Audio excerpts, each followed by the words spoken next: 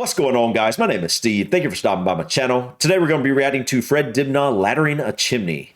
I'm actually going to combine both parts 1 and part 2 into this single video.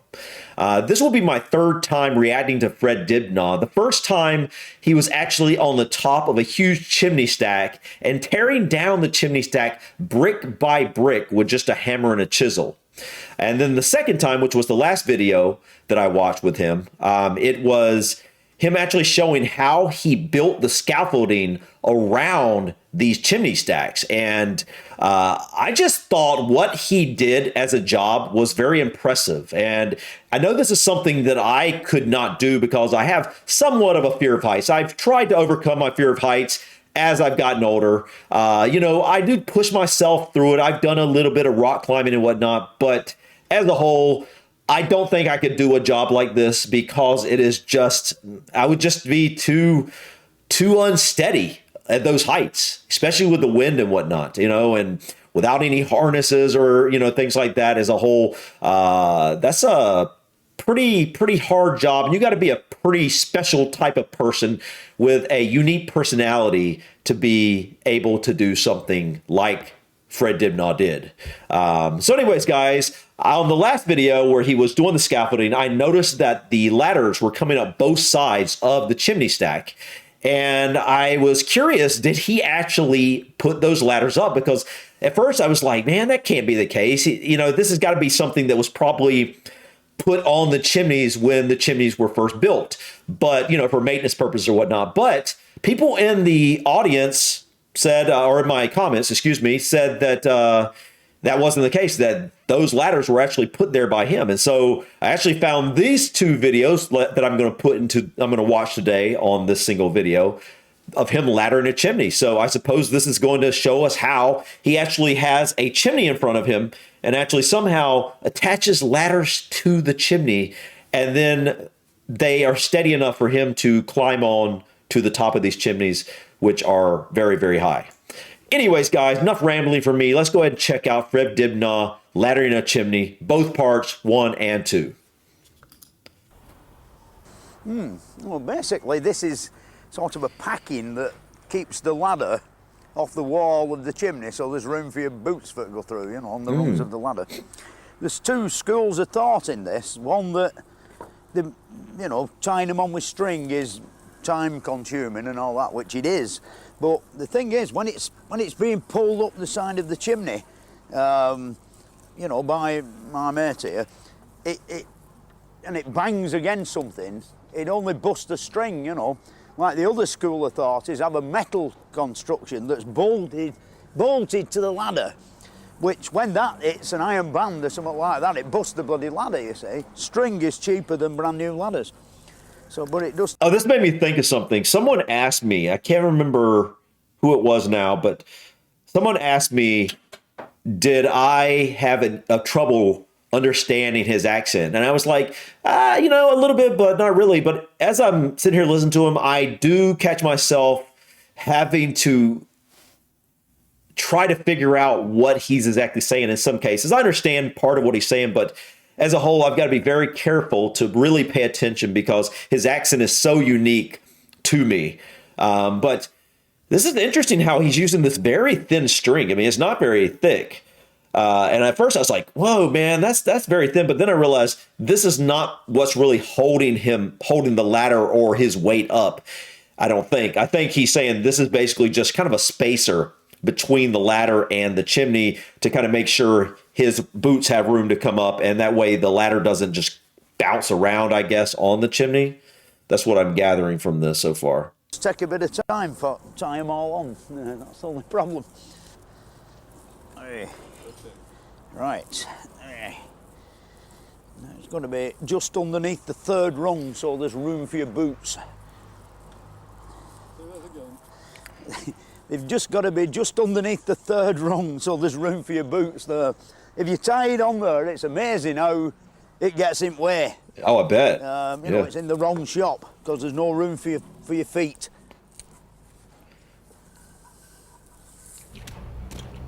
Yeah, basically that piece of wood is just to put there to hold the ladder off the wall. Here we are drilling the first hole in you know, which is... Wait, is that what these are? No, man. Is that where ladders have gone up in the past? Is that what that is? Because that's, I mean, that's where he's going, and it looks like it's just been it's a patch here, basically. There is an hole actually there that's just been pointed up. So knocking the first dog, which will be the hole fast at the base of the first ladder, as you might say. Then goes the plugwood, which, as you can see, it don't go in very far, you know, but it's quite far enough, you know, it's quite safe. And that's what's termed as a dog. Then I'm going to knock in now. Oh!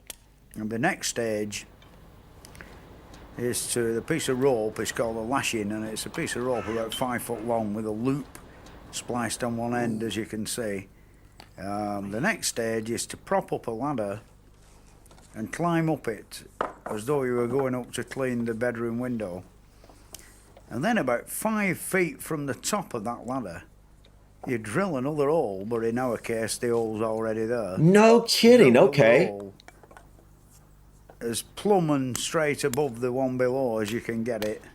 So generally speaking, if this was I guess a newer chimney, I guess that's what it is. These are from past maintenance jobs on this chimney. It said 1929.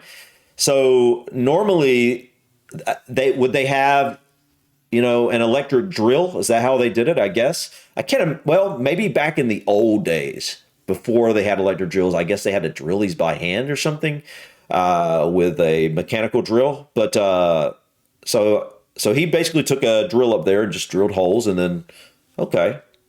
And insert another piece of plugwood and another dog.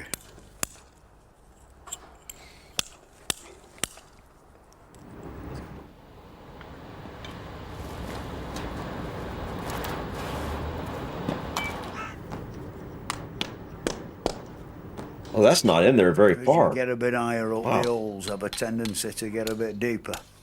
I think it's called fear.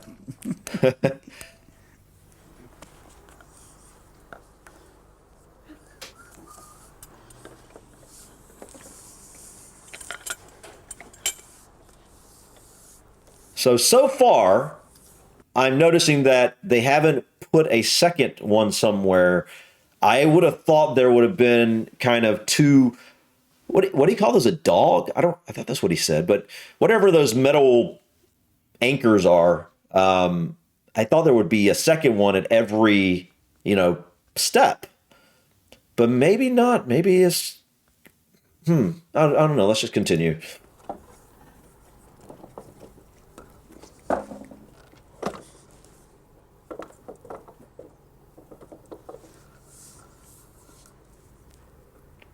Here you see the first ladder is in position, and I'm about to tie it onto the bottom dog, or the bottom holdfast,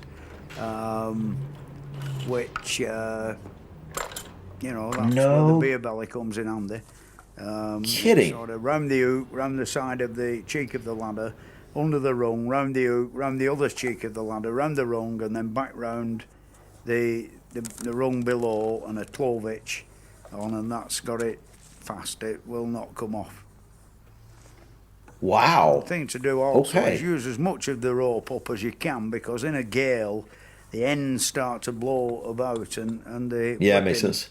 Comes off the end of the rope, and then you've got one with like a cat o' nine tails end on it, you know, blowing about in the wind. That is the pulley wheel to pull up the next ladder. Oh. Here, the next operation is to tie the ladder to the top dog, or the top holdfast that you've just knocked in, without... So wait, right now, is he on this ladder straight up, and all that really is holding him on from falling back is the rope at the bottom, or is it actually attached some way? Is that hook holding the ladder at the top one? I can't really tell. Tying it to the haulage rope, you know, because you sometimes, if you're not paying attention or you're trying to talk to I guess it might be, who's maybe. on the floor, you end up lapping it round. You see how easy it would be to lap it round the haulage rope. Yeah, that's it. That is now, the bottom ladder is now firmly fixed and as good as it'll ever be to the wall of the chimney. And the next operation is to climb up to the top of that ladder and sit astride the top iron rung and reach up as far as you can and drill another hole in the brickwork. Which is already here right now. It's very easy for me here because having done this thing about 7 times before and used exactly the same holes every time. Oh wow! So he's exactly how far I'm reaching and where I'm going, and it's quite an easy operation to keep the whole stack of ladders in a very straight line.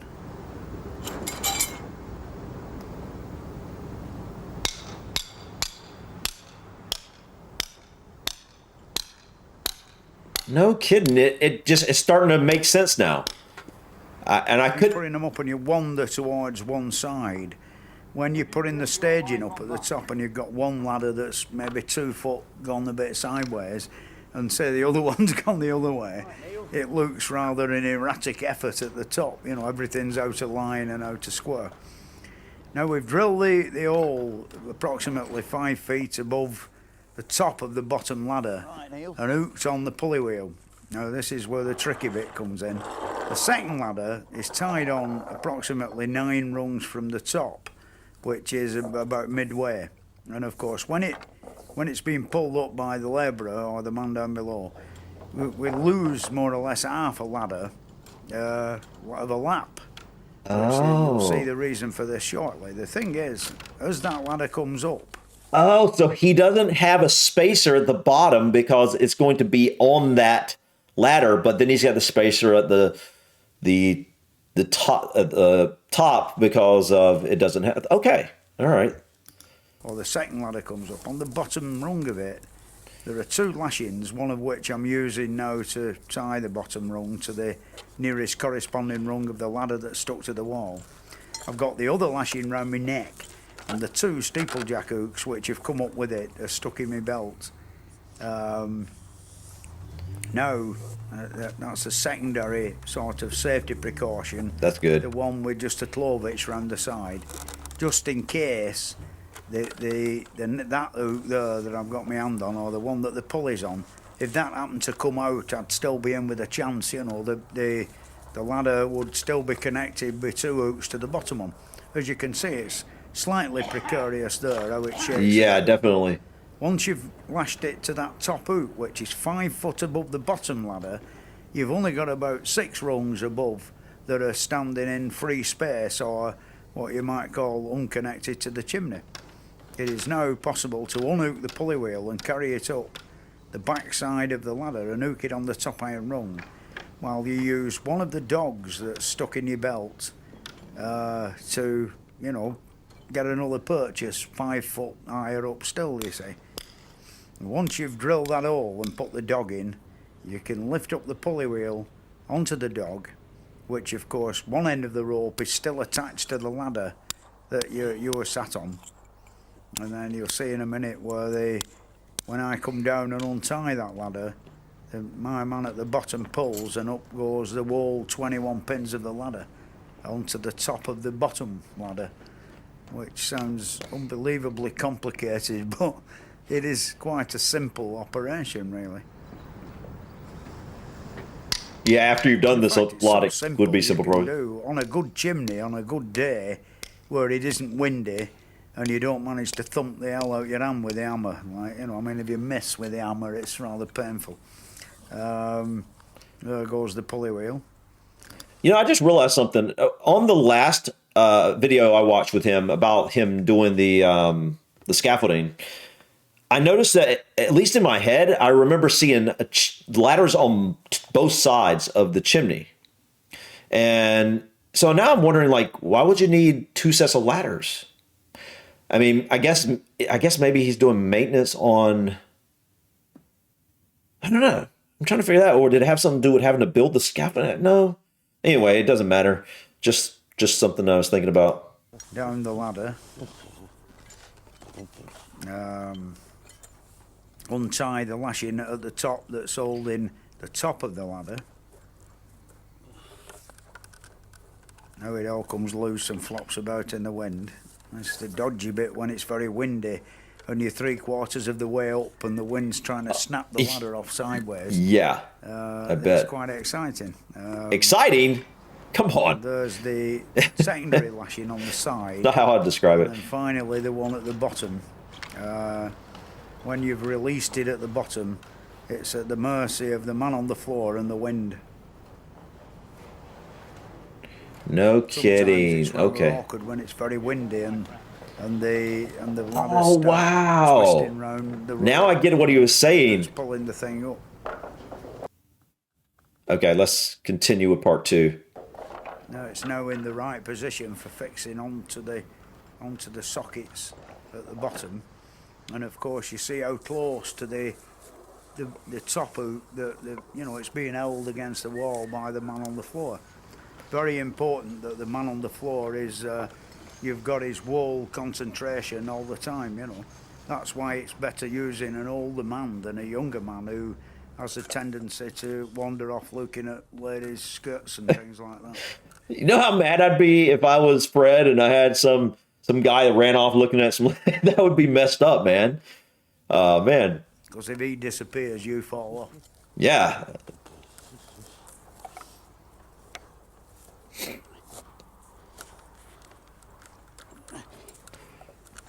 That's the setting ladder up, and that's what it's all about. Well, almost up. Dude, man, it looks so unstable right now. This method of laddering factory chimneys is quite a recent sort of invention, you know, like 1870s period. A bit before then, they actually flew kites to get string across the tops of chimneys, you know, a right weird situation.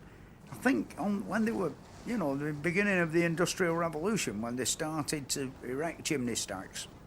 Wait, what's he mean by they flew kites to get rope to the top? I just literally can't picture that. So you're flying a kite, you're putting a rope to the top of the chimney stack, and then what? Like, does the rope somehow hook to something at the top of the chimney? And that I can't picture. I literally, off the top of my head, I cannot picture how that would work. I'm sure once you have an explanation, once you hear an explanation for it, you completely understand it. But like, what is that rope doing? You know, and when it's flying on that kite to the top of a chimney, no one's at the top of the chimney yet because there's no ladder to get up there. So how's the rope doing anything up there? What's it being attached to? And then how's it being attached in a way that will hold your weight to be able to, I don't know, put ladders up, climb, whatever they do with those ropes. If anybody knows about that, please let me know in the comments. I'd really, if you know a video that shows that, please let me know. I would definitely like to check that out as well. It's really interesting.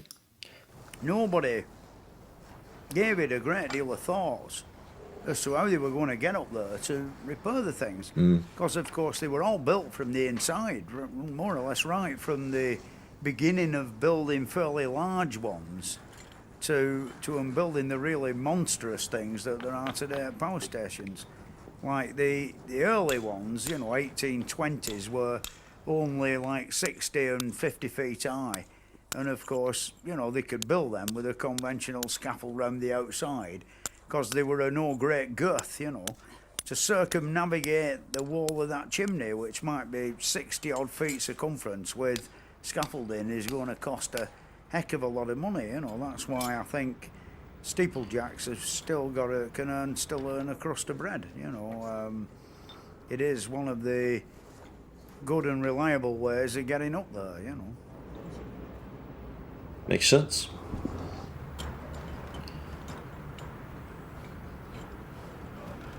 Wow, man.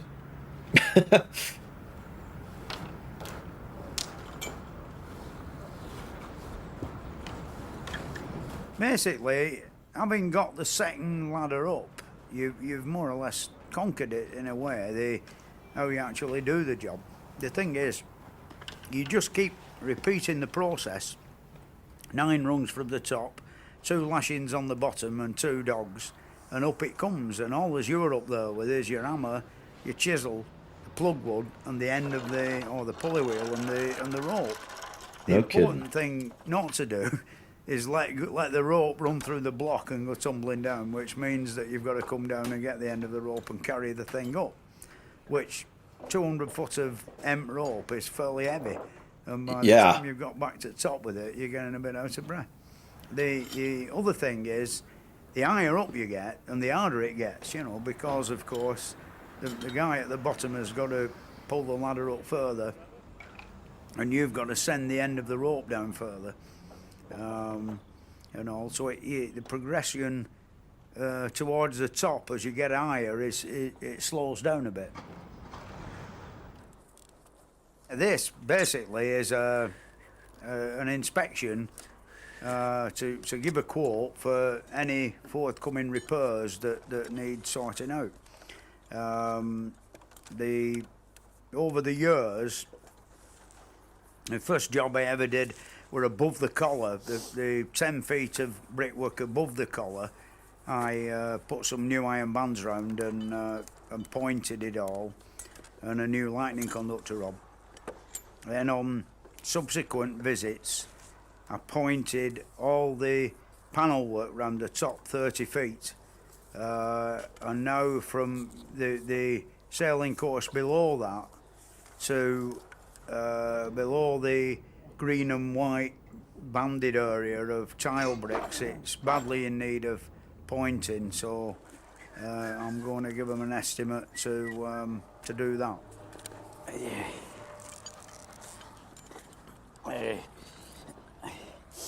That's a bit of old-time Steeplejack's plug wood, you know. If we knock that in there, it'll be dead and gone.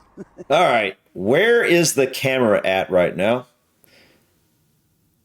There's obviously can't be a ladder right there. I don't know. I have no idea where is there a building off in the distance that he's looking at and somehow he has a mic attached to him? I don't know. That's interesting. Without a doubt. Quite rotten, you know. These patches I pointed up, they were some very poor quality Steeplejacks damaged the brickwork, you know, didn't know how to work an hammer and chisel. It's always policy to leave the ladders there until you've come to the financial arrangement with the management about whether they're going to have it done or not, which saves you having to put the ladders up again. The thing is that having secured the contract, if we're going to do it, we've then got to put what's termed as a staging round the top. Oh, there it is. Okay. So they're on a platform here filming him. Okay. And one thing I want to say is I wonder what happens when he gets to the top up here. This has got some sort of cap and it's like a ledge that kind of looks like it's got an overhang. Like he's going to have to climb outwards to get up on top if he's going on top.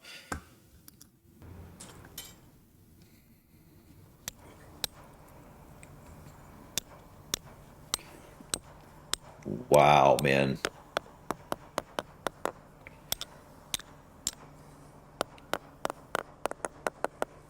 You hear it how it's addled, holler, you know. I love how he's just comfortably hanging off the side of this chimney that high up. Yeah, that wouldn't be me. I don't think I could comfortably just sit there and stand there and do that, hanging off the side of that ladder, off the side of the chimney. But yeah. It's a shame, really.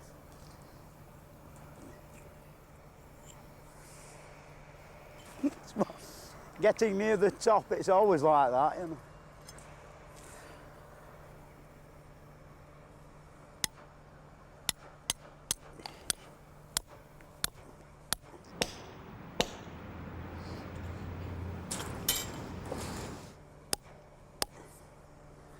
I think this time a few iron bands might be called for, you know, to screw it together a bit.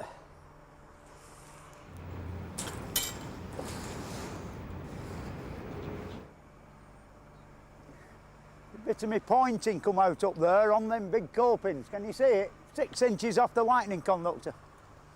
Not bad that though, it's a long time since I did it. Yeah, this part looks interesting. Yeah, it's definitely like a curve here. Maybe it looks bigger than it is, but it looks pretty big, man. And I'm really curious. He's going to have to like take a ladder and put it kind of outwards in order to, I guess, in order to get up there.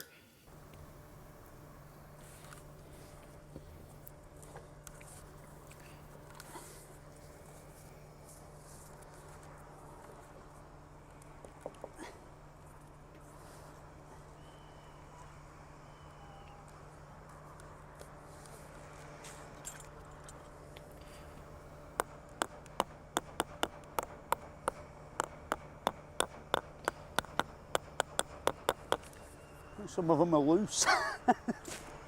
It's a trifle huddled around that area. I don't think the full 9-inch headers, they're only halves, you know. Well, an header is a brick on end, like that should be. But I don't think it is. They wouldn't sound as holler if it were a full 9-inch brick going in. It's only half of one, I think. I'm only surmising.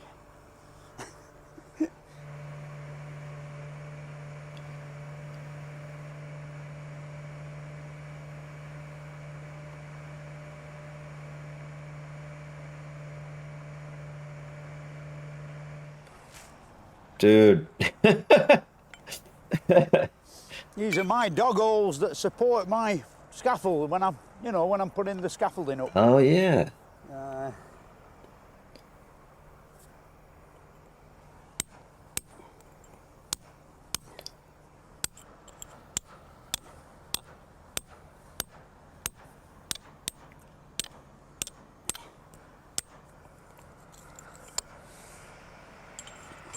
When you sat on top of there, like king of the castle, the view used to be quite interesting in this area. There were numerous collieries, the last of which disappeared a few months ago, and lots of mill chimneys, and I think you can see about 4 left now.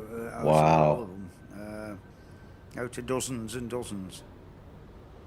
Not very far away, there's the parish church of Atherton, which has got a distinct list on it through the mining subsidence.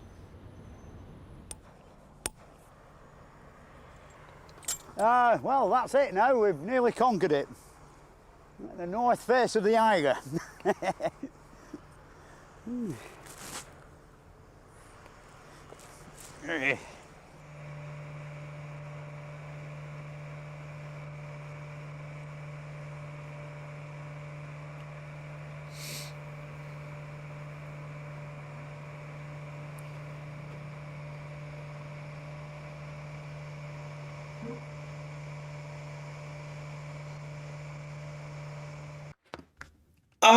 Man. They didn't go into detail on how to get onto that top part. I really wanted to see that. But man, this was really interesting. Fred, man, I've quickly learned this guy was a character. And, he's doing something I'm going to guess the vast majority of the entire population could not or would not do. I mean, even people that don't hardly have a fear of heights, like in the conventional sense, would probably have a fear of doing that. It's a different type of height, so to speak. It's not just you're standing on the top of a ledge somewhere. No, you're putting up ladders up this steep chimney. It's so interesting. But before I started this video, I couldn't really picture how he did it. And now I get it. I understand it. And it really is fairly simple. It would take a bit to really get it down properly, but once you've done it a number of times, it's one of those things that you would totally understand, and it would be you could tell Fred was just totally comfortable on those ladders. And I don't know if I could ever Well, I don't want to say ever. I think eventually you do it enough times, you're going to get comfortable with it. Just like anything, you just get used to something. He's probably, at that point, he'd probably been up these ladders that he put up, I don't know, hundreds of times, I'm guessing. And same thing with his scaffolding. He's built his scaffolding hundreds of times. I'm just looking at this one right here. Wow, that's a drinking and climbing. Maybe I'll have to check that one out at some point. But man, Fred was a character. Fred was a very unique individual. Seemed like a fun guy, man. Outside of this, I bet he was. I bet he was pretty cool to hang out with. He seemed like he had that type of fun personality as well. I've really been enjoying learning about him. He's doing something very unique. I never even really knew existed. Now that I think about it, obviously those chimneys and church steeples and things like that have to get maintenance on them and have to get fixed and things like that. So there has to be people called steeplejacks that actually go and do those things. And I guess I just never thought about it, but you also have to think about when you're looking at chimneys like this, you have to really appreciate the fact that there were people that actually built them, along with these huge chimneys. Along with these huge church steeples and all these other amazing buildings and things, people actually build these things. And it's just, when you look at things like what Fred's doing here, it's just miraculous what humans can do, what they can accomplish. And I really enjoyed this. I now know how he puts up his scaffolding, and I now know how he ladders a chimney, except for that top part. I'm guessing it's something similar. I don't really understand it though, because that's going to be really odd, because the ladder's going to have to come outwards on that top ledge part of that chimney. And so I wish he would have shown that. Maybe I could find a video showing that. If you do know where that video would be that shows how he laddered that final top section, please let me know, because I really can't picture that. Because the ladder's going to come out. And he's like, I picture him like when he's climbing that part of the ladder, he would be hanging backwards, like where he would look down like this, and his back would almost be straight down to the ground. Like he would be, you know what I'm saying? He's not upright anymore. He's kind of leaned backwards climbing up that ladder to get over that. Maybe it's not as dramatic of a angle as I'm seeing it on the video here, but it sure looked pretty dramatic. But anyways, guys, thank you so much for stopping by. Please click that like button. Feel free to drop your comments or suggestions about this video or others. And don't forget to subscribe to continue to follow me in my journey to discover my British and Irish ancestry. Until next time, guys, peace.